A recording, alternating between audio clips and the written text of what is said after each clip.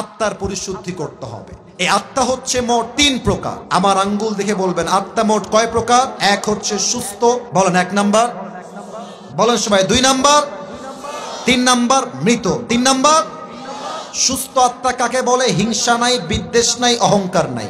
আমাদের দেশে হুজুরদের মাঝে যেই পরিমাণ হিংসা আছে, সাধারণ যুবকদের মাঝেও সেই পরিমাণ হিংসা নাই। এই যে আপনারা সবাই নাম শুনেছেন ডক্টর মিজানুর রহমান আজহারি হুজুর, আমি তো বলি এটা একটা বাংলাদেশের জন্য বড় রত্ন এবং ব্র্যান্ডের নাম আজহারি হুজুর, ঠিক কিনা বলেন? আপনারা এখানে অনেক বিএনপির লোক থাকতে পারেন, আমি মাফ চাচ্ছি ভাই, আমি আপনাদেরকে অসম্মান করি না। বিএনপির ভাইয়েরও আমাদের ভালোবাসার মানুষ।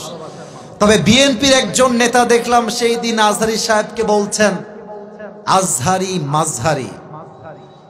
নেতা সাহেব, আপনাকে এতটুকু বলবো, বাংলাদেশের মানুষ যেমন ভালোবাসতে পারে তেমন জুতার পিটাও করতে পারে, খুব মাথায় রাখবেন এটা।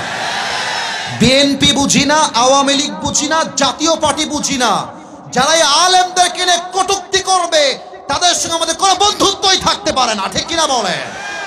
তো বিএনপির ভাইয়েরা যারা আছে তাদেরকে আমি ভালোবাসি। আমি আপনাদেরকে বলবো, আপনারা আমার আজহারি হুজুরকে নিয়ে বাজে কথা বলবেন না। মাথায় রাখবেন, আজহারির মতো বড় আলেম এবং ফেমাস স্কলার পৃথিবীর কোথাও নাই। কারণ সে যেখানেই যায় 10 লক্ষ 20 লক্ষ মানুষ একটা মাঠে জমা হয়ে যায়, ঠিক কিনা বলেন? অতএব হিংসা করে লাভ নাই। আত্মাকে শুদ্ধ করেন, হাতে হাত রাখেন। সুন্নি নাই, আলিয়া নাই, কওমিয়া নাই, জামাত নাই, হেফাজত নাই, চরমনা নাই, সরসিনা নাই, জাতীয় পার্টি নাই, বিএনপি নাই, আওয়ামী লীগ নাই, জামাত ইসলাম নাই।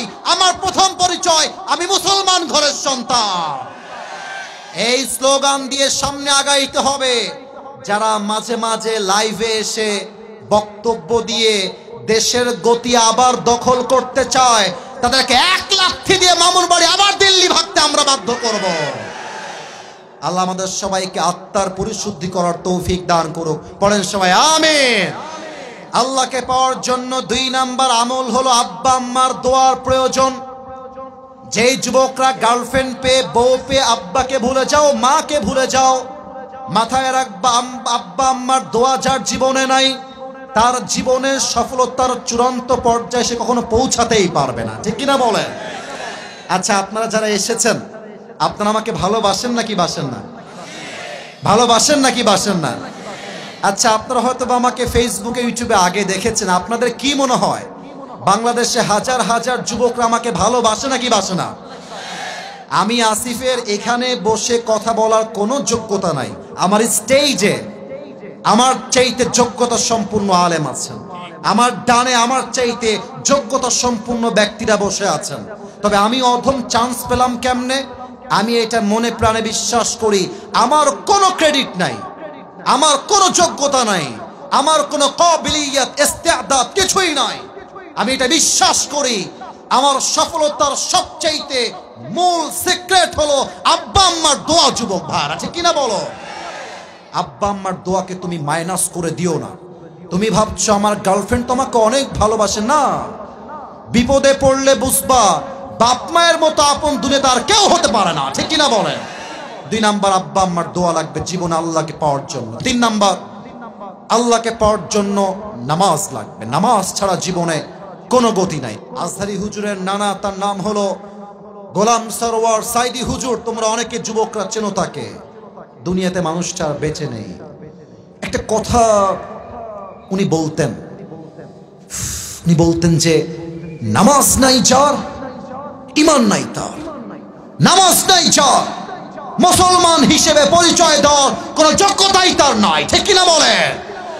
4 নাম্বার আমল আল্লাহকে পাওয়ার জন্য মাস্ট জীবনের ধৈর্যের পরিচয় দেওয়া লাগবে। আমার তো মনে হয় আমার এই ভাই থেকে নিয়ে শুরু করে এই পুরো মাঠে যারা আমরা এসেছি, আমরা সবাই মধ্যবিত্ত পরিবারের সন্তান। তোমরা যদি সত্যি আমাকে চিনে থাকো, আমি আমার একটা ওয়াজে বলেছিলাম, মধ্যবিত্ত পরিবারের সন্তান মানেই হচ্ছে এক একটা ব্র্যান্ড। আমাদেরকে আপনি সাইকেল দিবেন চলবে, বাইক দিবেন চলবে, কার দিবেন চলবে, বলবেন যে হেঁটে হেঁটে আসো তাও আমার চলবে।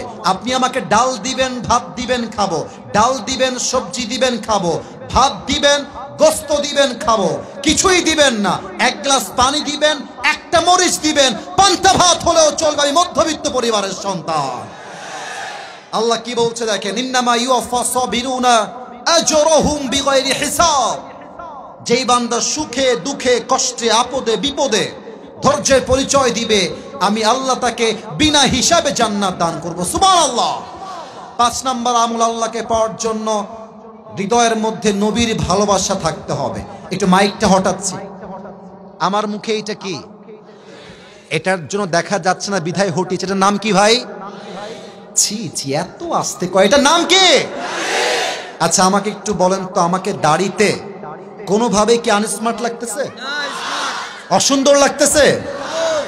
অনেক মেয়ে আছে দেখবেন দাড়ি দেখলে চুলকায়, দাড়িওয়ালা দেখলে যুবকদেরকে পছন্দ করতে চায় না। বাট অনেক মেয়ে দাড়িওয়ালা পছন্দ না হইলে গাঞ্জাখোর খুব বেশি পছন্দ হয়। এরকম মেয়ে বলো বাংলাদেশে আছে না নাই? অন্তত এই মাহফিলে না, এটা আমার বিশ্বাস। তো যদি কোনো মেয়ে তোমাকে বলে আপনি নবীকে ভালোবাসেন, এইটা আমি মানলাম, তবে আপনি যদি চাপ দাড়ি রাখেন, আমি আপনাকে আমার জামাই বানাতে পারবো না, আমি আপনার বউ হতে পারবো না। আমার থেকে শুনে নাও, তুমি তাকে কি বলবা? তুমি বলবা আপু প্লিজ একটু সাইডে, 1 মিনিট একটু সাইডে আস, একটু একটু। তো আপু যখন সাইডে আসবে, তুমি রাজবাড়ির ছেলে, তুমি ভদ্র ঘরের ছেলে, ভদ্রতা বজায় রাখতে হবে। তুমি বলবা আপু আপনার যেহেতু নবীর সুন্নাহের এই চাপদাড়ি পছন্দ হচ্ছে না, তো আমার মনে হয় আপনার জন্য চাপদাড়িওয়ালা বীর পুরুষ পছন্দ না হলে আপনার জন্য পারফেক্ট হবে বিটিএস এর হিজড়া ছাড়া আমার কাছে আর কোনো অপশন না। সোজা কথা, যে আমাকে দাড়ির জন্য বিয়ে করবে ওয়েলকাম, তোমাকে আমিও বিয়ে করব। যে দাড়ির জন্য বিয়ে করবে না, সে আমার বউ হওয়ার যোগ্যতাই রাখে না। অতএব নবীর সুন্নাহ আছে যেখানে, আমরা আছি। এই 5 নাম্বার পয়েন্টে আমার শেষ কথা।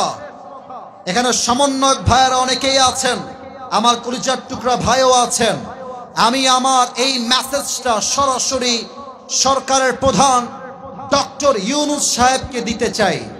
আমরা আগামীর বাংলাদেশে একটা আইন দেখতে চাই, আমার এই বাংলার মাটিতে কোন নাস্তিক যদি আমার নবীর শানে একটা কটূক্তি করে, ওই নাস্তিককে বাইতুল মুকাররমের সামনে ওপেনলি ফাঁসির কাস্টে ঝুলিয়ে হত্যার রায় পাশ করতে হবে রাজবাড়ির ভাড়া।